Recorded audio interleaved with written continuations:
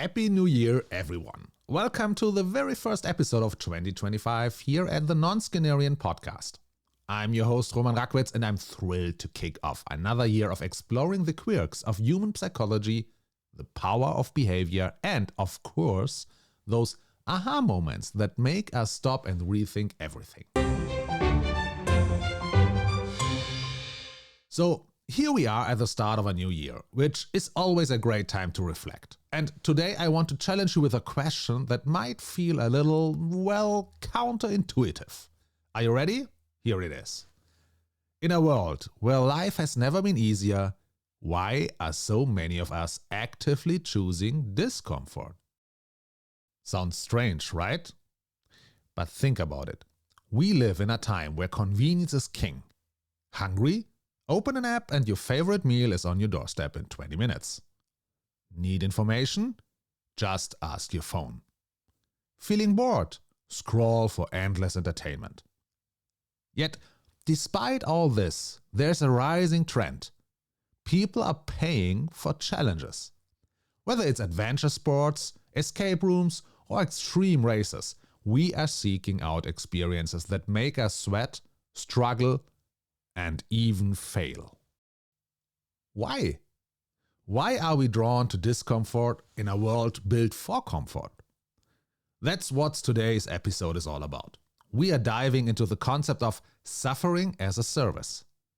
It's not about misery or hardship for its own sake. Don't worry. It's about the kinds of challenges that enrich our lives, push our boundaries, and ultimately give us a sense of meaning. Alright, let's get started with what I mean by suffering as a service. It's a play on the tech term SaaS, software as a service, but flipped on its head. Instead of making life easier like a good app does, this is about intentionally choosing experiences that are harder, experiences that challenge us. At first glance, this idea seems to go against everything we are used to. After all, services are supposed to make things convenient, right?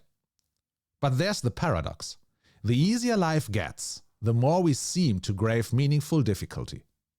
It's as if deep down we know that true satisfaction doesn't come from ease, it comes from effort. Let's pause and ask ourselves a fundamental question. When was the last time you felt truly alive? I don't mean happy or content. I mean that electric feeling of being fully engaged, like every cell in your body is on high alert. For most of us, those moments come when we are pushing ourselves, facing a challenge or overcoming something difficult. Take adventure sports, for example.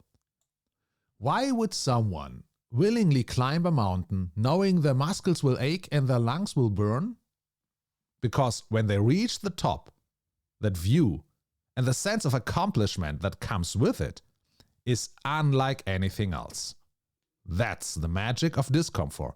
It's transformative. And it's not just physical challenges. Think about hobbies like playing a difficult musical piece, mastering a new language, or even tackling a tough escape room. These are controlled environments where failure is part of the process. But that's what makes the victory sweet. Every misstep, every retry adds depth to the eventual success. Why does this happen?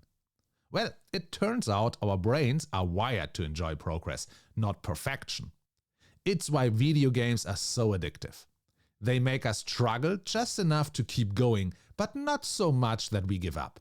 And honestly, life works the same way. Now, let's get into the psychology of all this. Why, in a world designed for comfort, do we actively seek out difficulty?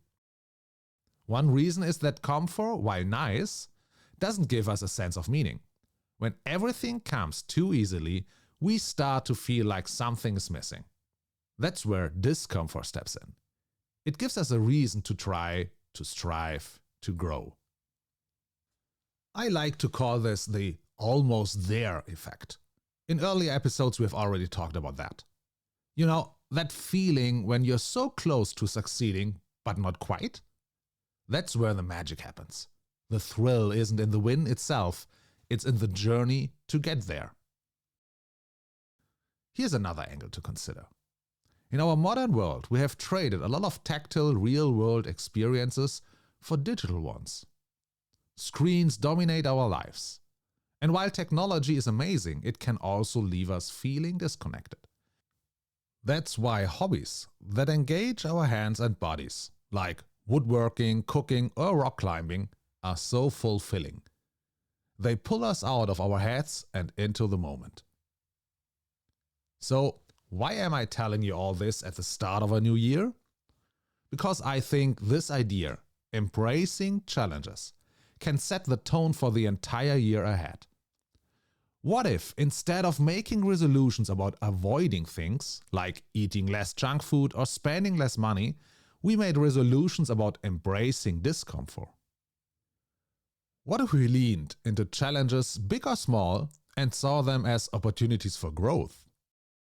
For example, maybe this is the year you take up a new skill you have always been intimidated by. Or you try something physically demanding, like training for a marathon or taking up bouldering. Or maybe you step outside your comfort zone emotionally, having those tough conversations you have been avoiding or taking a leap in your career. Whatever it is, remember, growth doesn't happen in the comfort zone. It happens when you push past it. And here's one last thought. Challenges don't just make us grow individually. They can bring us closer together. When we face tough times with others, we form bonds that are incredibly strong. Whether it's finishing a grueling race as a team or just tackling a shared goal with a friend, those experiences create stories we tell for years to come.